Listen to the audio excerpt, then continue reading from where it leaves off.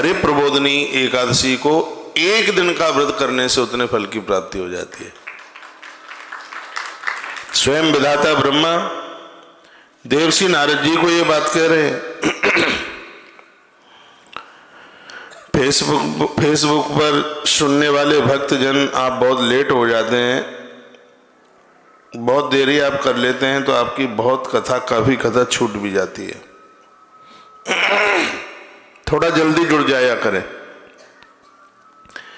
नारद जी ने पूछा, हे पिताजी, एक समय भोजन करने से, रात्रि को भोजन करने तथा सारे दिन उपवास करने से भी, इसमें भी कोई फल मिल जाता है क्या? कोई दिन में व्रत कर ले और रात को न रहा जाए तो अन्न खा ले, तो इसका भी कोई विधान है तो आप कहिए, लेकिन आप रोटी मत खाना। हाँ, मत खाना। यहां से घर पर भी जाके एकादशी को मत खाना रोटी।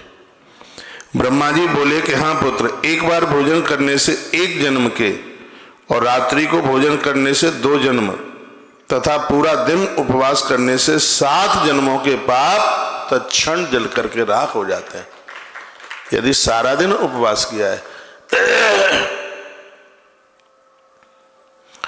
एक बार भोजन किया है तो भले ही वो दिन में किया है, एक बार भोजन किया, 1 जन्म के पाप।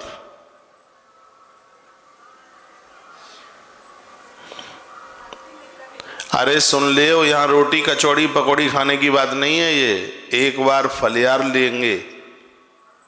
सुनो, एक बार यदि फलियार, बहुत लोग तो खाते ही रहते हैं ना, दिन में एक बार फलियार ले लिया तो 1 जन्म के पाप समाप्त हो जाएंगे।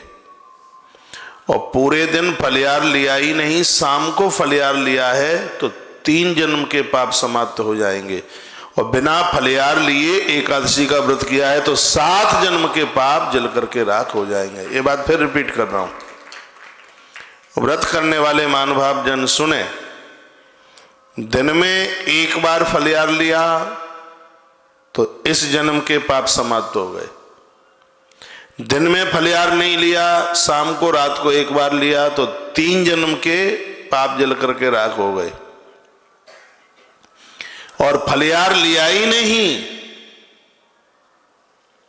तो 7 जन्म के पाप हैं, जल करके राख हो जाते हैं। इसलिए इसको बिल्कुल निराहार होकर के भी बहुत लोग करते हैं, पानी ले लेते हैं, जल ले लेते हैं, लेकिन वो नहीं लेते हैं फलियार। आप ऐसा मत करना सो कहीं चक्कर वक्कर आ जाए। हाँ, आप लेते रहना, खाते पीते, 1 जन्म के भी जल जाएंगे तो कम नहीं है, बहुत है। हाँ जल जाए कैसे भी, तो आप 7 जन्म के चक्कर में हैं और कहीं चक्कर आ जाए, कुछ ले ही नहीं। वेदाता ब्रह्मा जी समझा रहे हैं, का जो वस्तु त्रिलोकी में नहीं मिल सके, न दिखाई दे सके, वो हरि प्रबोधनी का एकादशी का व्रत करने से वो वस्तुएं मिल जाती हैं। बड़ा सुंदर लिखा है, बेटियां यह करती हैं व्रत, उन्हें सुंदर घर और वर मिलता है। इसलिए तो अविवाहित जीवन में कार्तिक स्नान की बहुत बड़ी महत्वता है। इसी वृंदावन में ब्रज की गोपियां करती थी कार्तिक स्नान। मां परंभा के, जगदम्बा पार्वती के कार्तिक स्नान का वर्णन है। पुष्कर में मां स्वयं गायत्री के कार्तिक स्नान का वर्णन है ग्रंथों में। तो ये कार्तिक स्नान तो संपूर्ण प्रकार के अपराध और पापों को समाप्त कर देता है, और उसमें भी फिर हरि प्रबोधनी एकादशी पड़ जाती है तो इस महीने का और भी ज्यादा महत्व बढ़ गया। महेंद्राचल पर्वत के समान भारी पाप भी जिनके हों, हरि प्रबोधनी एकादशी का व्रत करने से वो भी समाप्त हो जाते हैं, ऐसा देवर्षि नारद जी बोल रहे हैं। जैसे रुई के बहुत बड़े भारी ढेर को अग्नि की एक छोटी सी चिंगारी समाप्त कर देती है, उसी प्रकार से बहुत बड़े अपराध को हरि प्रबोधनी एकादशी का व्रत है वो समाप्त कर देता है। अब देखता हूं आज आधी रात्रि तक आप कितने लोग जगेंगे। हरि प्रबोधनी एकादशी में आधी रात्रि जागरण की ज्यादा ही महिमा है। रात्रि को जागरण एक आध बढ़िया भजन गायक और बुला लेंगे भाई साहब, और आनंद लेंगे पूरा, ठुमका लगा लगा करके पूरा हरि प्रबोधनी एकादशी लगेगा क्या, आज हरि प्रबोधनी एकादशी है, पूरा आनंद आएगा। यूट्यूब पर भी जरूर सुनिएगा।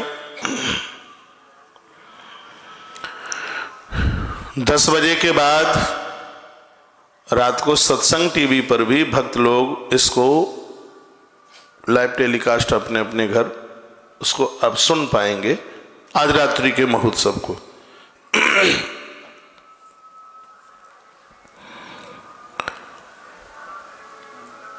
देखिए, संध्या न करने वाले नास्तिक, वेद निंदक, धर्मशास्त्र को दूषित करने वाले मूर्ख, दूसरों की स्त्रियों का अपहरण करने वाले, बोलिए मत, दूसरों की स्त्रियों का अपहरण करने वाले, पाप कर्मों में सदैव लगे रहने वाले, किसी को धोखा देने वाले, ब्राह्मण कनिष्ठ किसी भी जाति का व्यक्ति है, परस्त्री गमन करने वाले, छोटी जाति के लोग, ब्राह्मणी के संग विवाह करने वाले, इन सबको चांडाल की तरह कहा गया है। इन सबको चांडाल का है ग्रंथ में, स्वयं ब्रह्मा जी बता रहे हैं। जो वैधव्य स्त्री के साथ, जिसका पति नहीं है, उसके साथ संबंध बनाने वाले, वृद्धा स्त्री के साथ संबंध बनाने वाले, ये पाप नहीं है, पाप के बाप है। ये इनसे बड़े अपराध नहीं है, इनसे बड़ा पाप नहीं है। गुरुजनों की आज्ञा की अवहेलना करने वाले, पूज्य लोगों से अहंकार के साथ बात करने वाले, ऐसे लोग महापापी हैं। हरि प्रबोधनी एकादशी इतने बड़े अपराधियों का भी उद्धार कर देती है, उन्हें भी अपराधों से मुक्त कर देती है। इतनी बड़ी महिमाएं इस एकादशी की।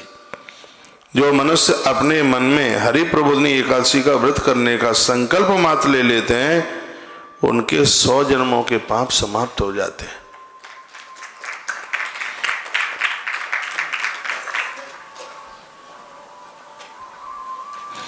इसका मतलब ये नहीं कि बस संकल्प ही ले लिया और चकाचक रोटियां खाएं, व्रत करना पड़ेगा। लिखा है, जो लोग रात्रि में जागरण करते हैं उनकी आने वाली 10,000 पीढ़ियां स्वर्ग में जाकर के पहुंचती हैं। जो एकादशी की रात्रि को जागरण करते हैं, आधी रात्रि तक जागते हैं, भगवान के नाम का कीर्तन करते हैं, ऐसे लोग नरक के दुखों से छूट करके प्रसन्नता के साथ सुसज्जित होकर विष्णु लोक को प्राप्त होते हैं। कमाल की बात है, परिवार के जो भी कोई व्यक्ति एकादशी का व्रत करते हुए कीर्तन करते हैं, यदि नरक में पड़े हुए पूर्वज हैं, वो मुक्त होकर के विष्णु भवन के लिए चले जाते हैं। इस एकादशी की इतनी बड़ी महिमा है भैया। ब्रह्म हत्यादि महापाप इस व्रत के प्रभाव से वह भी नष्ट हो जाते हैं। जो फल समस्त तीर्थों में स्नान करने से, गौदान, सोने का दान, भूमि का दान करने से प्राप्त होता है, वही फल हरि प्रबोधनी की एकादशी को रात्रि जागरण करने से, दिन में व्रत और आधी रात्रि तक जागरण करने से उतने फल की प्राप्ति हो जाती है। बोलिए एकादशी मैया की। ये देव उठनी एकादशी बहुत ही ज्यादा प्रभावशाली है अपने आप में। विधाता ब्रह्मा कहते हैं, हे देवर्षि नारद, इस संसार में उसी मनुष्य का जीवन सफल है जिस व्यक्ति ने एकादशी का व्रत किया है। यहां एक बात और निवेदन की है, और ये सुनकर आपको बहुत अच्छा लगेगा, और वो मैं बात तो आपको निवेदन कर रहा हूं, जिन्होंने अपनी एकादशी का उद्यापन कर दिया है, बाद में फिर वो अन्न खाते हैं, उनको बिल्कुल दोष नहीं लगता, बस चावल इत्यादि का वो परहेज रखें। एकादशी करने के तत्पश्चात फिर उन्होंने उद्यापन करने के बाद अन्न खाना शुरू कर दिया, उनको अपराध नहीं लगता। एक बड़ी सुंदर बात कही है, वो ये है कि एकादशी 11 करने के बाद, उद्यापन करने के बाद वर्ष में 2 एकादशी जरूर कीजिए। एक है निर्जला एकादशी और एक है हरि प्रबोधनी एकादशी। ज्यादा न कर पाए 2। फिर नीचे इसकी हेडलाइन में लिखा हुआ है, यदि आप 2 भी नहीं कर पाते हैं वर्ष में, तो आप इस हरि प्रबोधनी एकादशी को कार्तिक मास में अवश्य में कीजिए, क्योंकि इसमें ये लिखा है कि उस मनुष्य का जीवन सफल है ही नहीं जिन्होंने जन्म से लेकर मृत्यु पर्यंत तक हरि प्रबोधनी एकादशी का व्रत न किया हो। जैसे पूर्वजों को उधर गया जी में बिठाने के बाद भी अमावस्या का श्राद्ध होना ही चाहिए, करना ही चाहिए, उसी प्रकार से एकादशी करने के तत्पश्चात माइक भाई साहब उद्यापन होने के तत्पश्चात हरि प्रबोधनी एकादशी का व्रत होना ही चाहिए। इसको न छोड़े।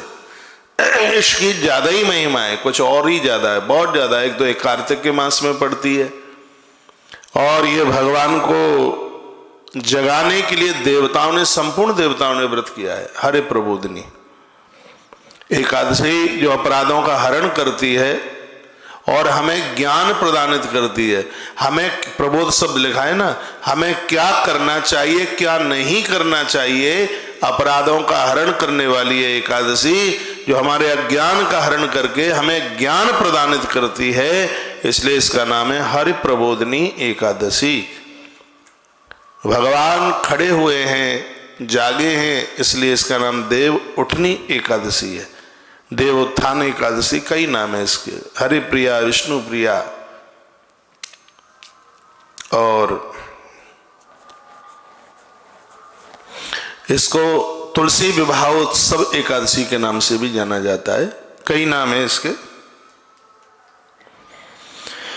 हे नारद, इस संसार में उसी मनुष्य का जीवन सफल है जिसने हरि प्रबोधनी एकादशी का व्रत किया। इस संसार में जितने भी तीर्थ हैं उन सबके स्नान, दान आदि से जो फल प्राप्त होता है, उतना ही फल कार्तिक शुक्ल पक्ष की हरि प्रबोधनी एकादशी का व्रत करने से प्राप्त हो जाता है। वह ज्ञानी, तपस्वी तथा जितेंद्रिय और उसी को भोग तथा मोक्ष की प्राप्ति होती है। देखिए, इस व्रत का करने वाले लोग संसार में रहते हैं, उनको सब कुछ प्राप्त होता है और मृत्यु के तत्पश्चात उनको मुक्ति मिलती है, मोक्ष मिलता है। इतनी बड़ी महिमा इस हरि प्रबोधनी एकादशी की है। यह भगवान विष्णु को अत्यंत प्रिय है, मोक्ष के द्वार को बताने वाली है, उसके तत्व का ज्ञान कराने वाली है। जिसने एक बार भी जीवन में इसका व्रत कर लिया है, उस जीव की दुर्गति नहीं होती। हर वर्ष करता है, ये तो बहुत बड़ी बात हो गई। धोखे से भी कभी जीवन में उसने कर लिया यह व्रत, जीव का उद्धार, आत्म कल्याण होता है। लिखा है, हरि प्रबोधनी एकादशी के दिन व्रत करने से मनुष्य के बचपना, यौवन, वृद्धावस्था में किए गए संपूर्ण पाप जल करके राख हो जाते हैं। बचपन में भी बहुत अपराध होते हैं, जवानी में तो होते ही है, वृद्धावस्था में भी अपराध होते हैं। तो इस एकादशी का व्रत करने से वह अपराध, वह पाप जल करके राख हो जाते हैं।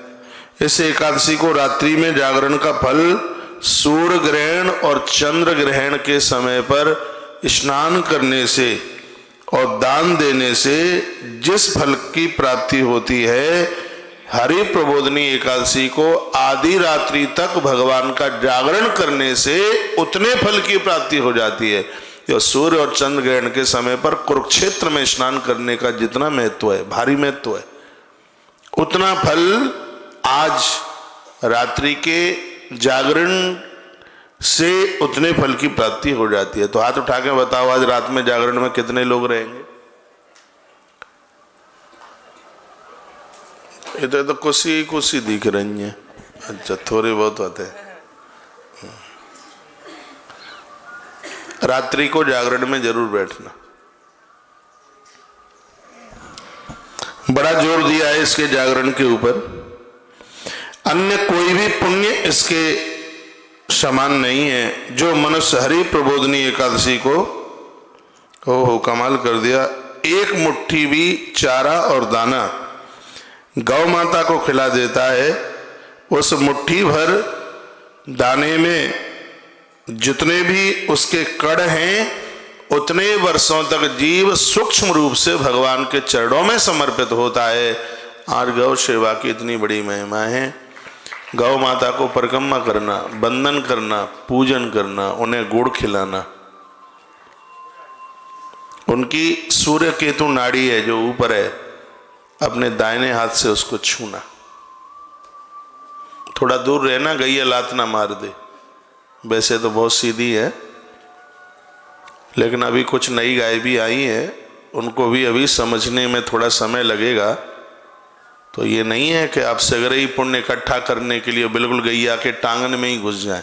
मैं देखता रहता हूँ ना बहुतों को, कोई गले से लटकते हैं, कोई पीछे पूंछ पकड़ते हैं, पूंछ का झाड़ा, उधर पूंछ में झाड़ा लग रहा हो, उधर उसने लात फटकार दी हो तो दिक्कत होगी। हाँ, थोड़ा दूर से ही बंधन प्रणाम करें। और खाली पूंछ से झाड़े से कुछ भी नहीं होगा, उसको कुछ खाने को भी दें। हाँ, ये नहीं खाली पूंछ का झाड़ा ही झाड़े से हो जाएगा काम। हाँ और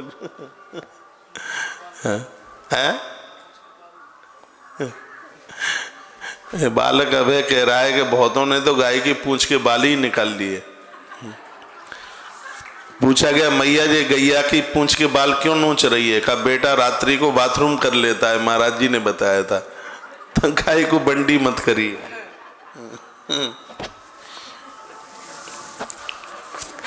आज हरि प्रबोधनी एकादशी है। गौ माता की सेवा करना, विधाता ब्रह्मा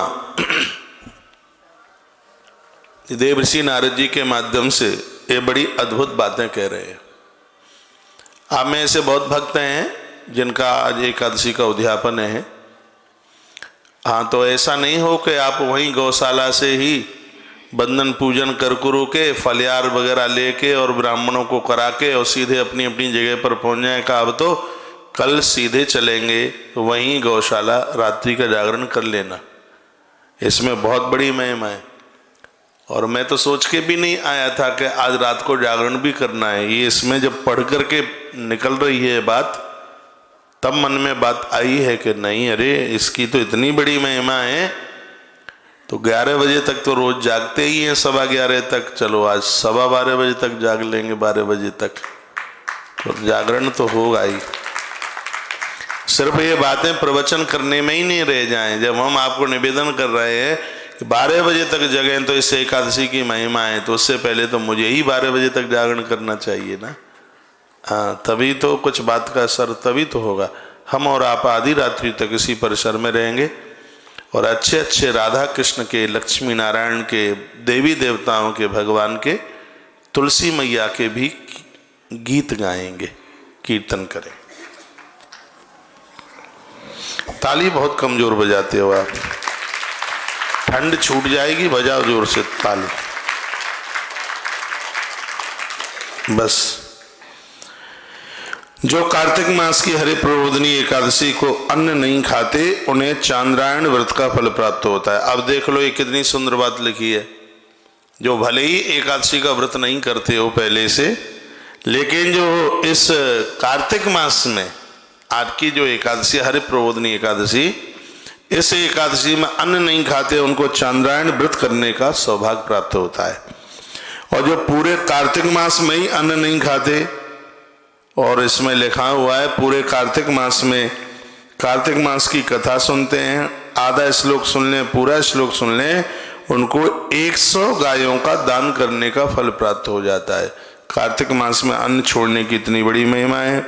जिन्होंने पूरे चौमासे में अन्न नहीं खाया, चातुर्मास किया, यदि पूरे चौमासे में 4 महीना बिल्कुल अन्न नहीं खाया, उनको 10,000 गाय का गोदान करने का फल प्राप्त होता है।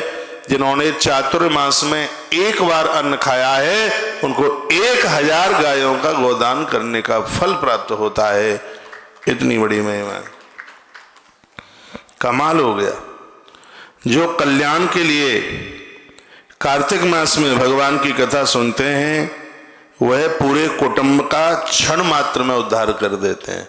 तो महापूर्व कुटुंब खानदान अपने घर है, इसमें लिखा है यदि एक भी व्यक्ति उस परिवार में से कार्तिक मास की कथा सुन लेते हैं, व्रत कर लेते हैं, इससे संपूर्ण कुल का उद्धार हो जाता है। इतनी बड़ी महिमा इस कार्तिक मास की है। सभी पाप भस्म हो जाते हैं। हजारों हजारों 10-10 हजार गौदान करने का पुण्य प्राप्त हो जाता है। सातों द्वीपों में पृथ्वी दान के समान कोई बड़ा दान नहीं है। धरती दान, भूमि दान के समान कोई बड़ा दान नहीं है, जो कि कार्तिक मास में ये लोग इस व्रत को कर लेते हैं और संग में फिर हरि प्रबोधनी का उनका व्रत हो जाता है, तो उनको धरती दान करने का पुण्य फल प्राप्त होता है। इतनी बड़ी महिमा है आज की इस तिथि की। जो मनुष्य भगवान की कथा को सुनकर, हाँ, न्यू लिखी है, जो लोग भगवान की कथा सुनकर कथा सुनाने वाले को अपनी सामर्थ्य के अनुसार दक्षिणा देते हैं, उनको सनातन लोकों की प्राप्ति होती है। तो दक्षिणा दोगे हमें? हाँ, का दक्षिणा दोगे? है? मांग लें दक्षिणा। इसमें लिखा है कि जो कार्तिक मास की कथा सुना रहा हो और इस कथा को सुनने के बाद दक्षिणा जरूर देनी चाहिए, लिखा है। उस कथा कहने वाले को दक्षिणा देनी चाहिए, तभी इस कथा का महत्व है, तभी इस कथा का फल है। तो हम एकादशी को आपसे दक्षिणा मांगे लेते हैं। अपने अपने घर जाकर एक एक रोटी गौ माता को जीवन भर निकालना। घर की पहली चंदिया, पहली रोटी गौ माता को। क्या कमाल की बात है, एकादशी को आप अन्न नहीं खा सकते लेकिन गौ माता को रोटी दे सकते हैं। सूतक पातक में आप देवी देवताओं को नहीं छू सकते लेकिन गौ माता को रोटी दे सकते हैं। ऐसी 84 लाख योनियों में गौ माता है जिसको सूतक पातक नहीं लगता। बहुत बड़ी बात है।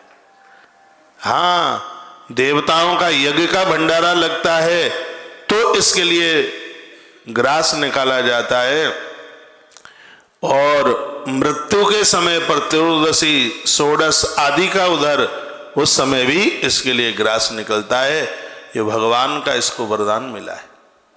गौ माता को कोई सूतक नहीं लगता, लगता ही नहीं है उसे सूतक। तो अब आप कार्तिक मास की कथा सुन रहे हैं, आज हरि प्रबोधनी एकादशी की कथा सुन रहे हैं। तो इसमें लिखा है, विधाता ब्रह्मा कहते हैं, हे नारद, कथा तब ही अपना पुण्य प्रदानित करती है जब कथा सुनने की दक्षिणा उस वक्ता को दी जाए, नहीं तो फिर फल नहीं मिलता उस कथा का सुनने का। तो अब आप कार्तिक मास में कथा सुन रहे हैं, अब दक्षिणा तो चाहिए क्योंकि आपको फल पूरा मिले, इसलिए।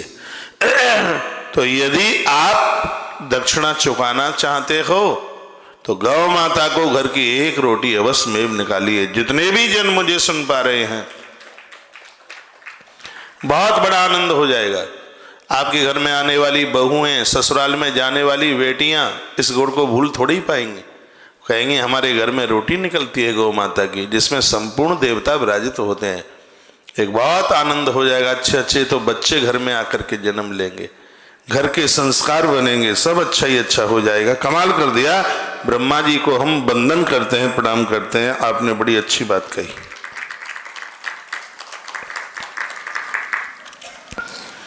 नारद जी ने पूछा, इस व्रत को करने की कोई विधि भी है क्या? हाँ, विधि है।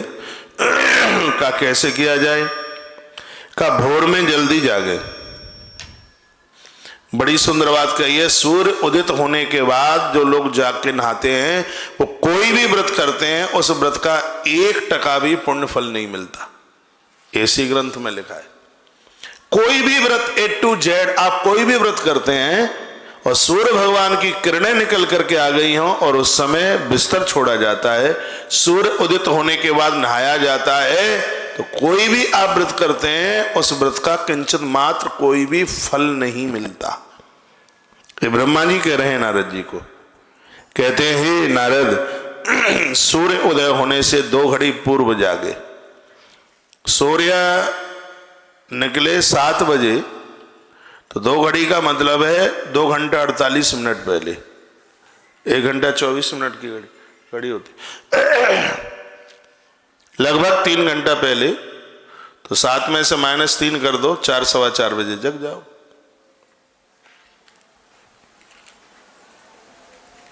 बड़े नोट बांट रहे हो आजकल ले। 2 घड़ी ना जाग पाए तो 1.5 घड़ी, और 1.5 घड़ी भी ना जाग पाए तो 1 घड़ी।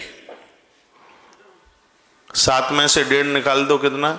अभी कितने बजे निकल? 7 बजे निकल रहा होगा सूर्य, ऐसा ही होगा लगभग 6:30। तो 6:30 में से 1.5 माइनस करो, 5 बजे। 5 बजे तो जग ही रहे हैं आप। तो ये विधान फिर पूरा हो रहा है। देखो यहां बड़ी कमाल की बात कही है, हरे प्रबोधनी एकादशी यदि बन जाए तो इसको तीर्थ में निकालिए, ये भी लिखा है। और आप तीर्थ में बैठे हैं, इसकी बहुत बड़ी महिमा है। स्वयं विधाता ब्रह्मा कह रहे हैं, प्रबोधनी एकादशी को संसार की वस्तुएं त्यागते हुए फूल फल धूप बत्ती से दिया जलाकर शंख से भगवान का अभिषेक वंदन पूजन करें। इसका समस्त तीर्थों से करोड़ गुना फल प्राप्त होता है जब भगवान को शंख से स्नान कराया जाता है। कार्तिक मास में जो तुलसी से भगवान की पूजा करते हैं उनके 10,000 जन्मों के पाप नष्ट हो जाते हैं।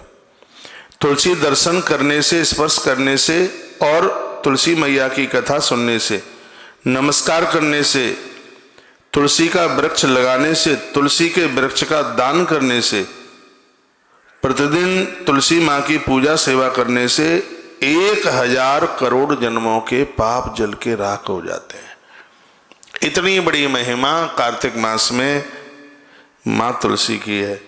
जो तुलसी का पेड़ लगाते हैं उनके कुटुंब में उत्पन्न होने वाले लोग कभी अकाल मृत्यु के साथ मौत को प्राप्त नहीं होते।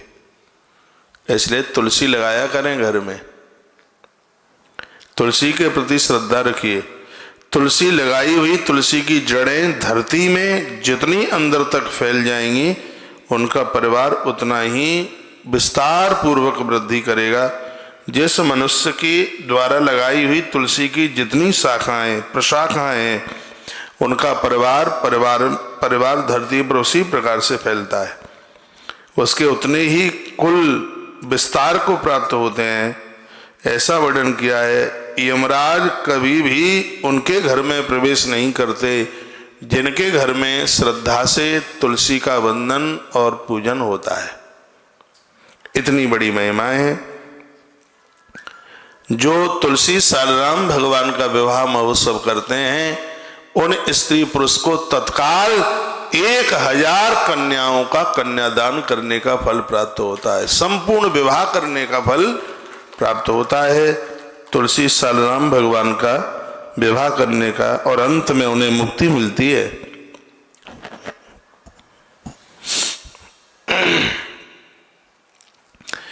जो तुलसी सालराम भगवान के ऊपर, भगवान नारायण के ऊपर आम की मंजरी चढ़ाते हैं, वो फूल सा आता है उसकी भी एक मंजरी होती है, जो आम की मंजरी इनके ऊपर चढ़ाते हैं उन्हें ओहो इतने बड़े फल की प्राप्ति है।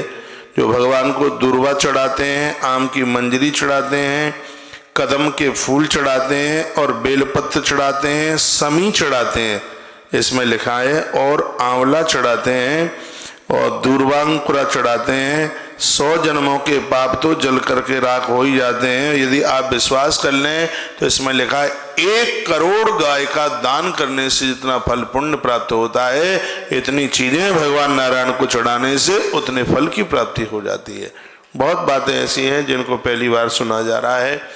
आम की मंजरी मिल जाए, तुलसी मंजरी, बेल पत्र, कदम का फूल, ये चीजें और तुलसी पत्र कार्तिक मास में भगवान को चढ़ाया जाए तो करोड़ों करोड़ों को दान करने का पुण्य फल प्राप्त हो जाता है। इस प्रकार से रात्रि को पूजन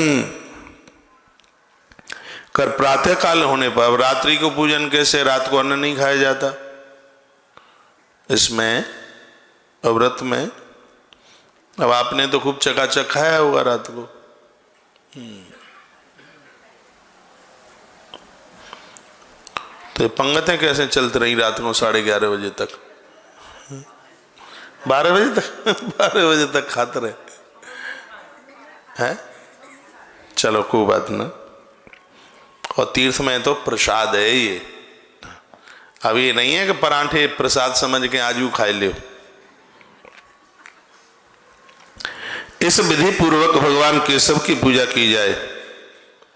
और देखिए ये सब एकादशियों में लिखा है, द्वादशी के दिन ब्राह्मण को भोजन कराया जाए, उसे दक्षिणा दी जाए, तो उस एकादशी का 26 गुना तो फल तत्काल बढ़ ही जाता है, ये लिखा है। इसलिए तो आश्रम ने एक बहुत बड़ा प्रावधान चालू किया। यहाँ द्वादशी को बड़ा भंडारा होता है। द्वादशी, पूर्णमासी, अमावस्या, ये 3 तिथियों में भंडारा होता है। भक्तों को इसमें जोड़ा है। वर्ष में 50 ब्राह्मण उनके परिवार की तरफ से भोजन प्रसाद लेते हैं और उसका 3511 रुपया, 3511 रुपया मैं दक्षिणा के सहित के सहयोग लिया जाता है। पूरे वृंदावन में चर्चा है आश्रम के इस कार्य के लिए। एकादशी का व्रत करते करते बीच में ही दुनिया छोड़ के चले जाएं, उद्यापन ना कर पाएं, तो उनको दोष नहीं लगता। और जिंदे जी एकादशी का व्रत करके द्वादशी को ब्राह्मण को भोजन कराया है, श्रद्धा के साथ दक्षिणा दी है, तो उस एकादशी का 26 गुना महत्व ज्यादा बढ़ जाता है। इसलिए सब ग्रंथों में पढ़ करके और ये पहल की थी और चल रही है और ये चलती रहेगी। ये भी हमने 2 साल पहले यही हरिवंश पुराण की कथा थी, नारद पुराण में ये सब पढ़ा था, तो हमने अनाउंस किया था यहाँ से। उसमें आप लोग जोड़ते रहे, भक्त लोग जुड़ते रहे और वह कार्य आगे के लिए चलता रहा। हम आपसे लेते क्या है? जो चीज़ें आपको पता नहीं है, घर पर आपको संभव नहीं हो पाता है, उनको यहाँ आपको जोड़ करके उसको पूरा किया जाता है। तो इसमें भी आप जरूर देखिएगा। कार्तिक मास है, जो पहले से जुड़े हैं वो तो ठीक है, उनके तो 50 ब्राह्मण चले ही रहे हैं। जो नए लोग हैं वह कल द्वादशी आ रही है, एकादशी के बाद द्वादशी से लेकर पूरे वर्ष तक हर एक द्वादशी, अमावस्या, पूर्णमासी आपकी तरफ से 50 ब्राह्मणों का भोजन। तो इसमें इसके महात्म्य का वर्णन किया गया है, तो वह भी आप देख लेना। उसके लिए भी आप अपना नामांकन करा लेना। हे राजन, इस एकादशी को करने वाला व्यक्ति द्वादशी को यदि बछड़े का दान करता है, इसलिए कल की तिथि को वत्स द्वादशी कहा जाता है। द्वादशी के दिन बछड़े का जो दान करता है, आंवले से स्नान करता है, लिखा हुआ है यह काम करने वाला व्यक्ति उसको हजारों हजारों मन घी दान करने का पुण्य प्राप्त होता है। घृत दान की बहुत बड़ी महिमा है। तो इस एकादशी को करने के तत्पश्चात गौदान की तो खैर हर एकादशी में महिमा है ही, लेकिन इसके बाद में बछड़े के दान की बहुत बड़ी महिमा है। नंदी दान की बहुत बड़ी महिमा है। स्वर्ण दान, घृत दान, वस्त्र दान, गुड़ दान, लवण यानी नमक का दान, ये सब अति दानों में, भूमि दान, कन्या दान, ये सब अति दानों में आते हैं। बड़ी सुंदर बात कही है। जो लोग व्रत करने के तत्पश्चात जानबूझ करके उस व्रत को खंडित करते हैं, उन्हें पता है कि आज हमारा व्रत है और सोचते हैं कोई बात ना है, अगली बार डबल कर लेंगे, 2 गुलाब जामुन चटकाई देव। हाँ, का फर्क पड़े, चलो चटकाई ले, आगे डबल कर लेंगे। व्रत करने वाले लोग अगले जन्म में या अंधे होकर पैदा होते हैं या फिर कुष्ठ रोग से लदे हुए उनका जन्म होता है। ऐसा भी यहाँ कह दिया गया। भगवान श्री कृष्ण कहते हैं युधिष्ठिर से, हे राजन, तुमने हमसे जो पूछा था हरि प्रबोधनी के बारे में, और वह हमने सुना दिया। ये व्रत करना तो बहुत ज्यादा है, युधिष्ठिर बड़ी बात हो गई। जो हरि प्रबोधनी एकादशी की कथा को सिर्फ सुन ही लेते हैं तो उनको 100 गायों का गोदान करने का तत्काल फल प्राप्त होता है। अब हमने तो तुम्हें 100 गैया को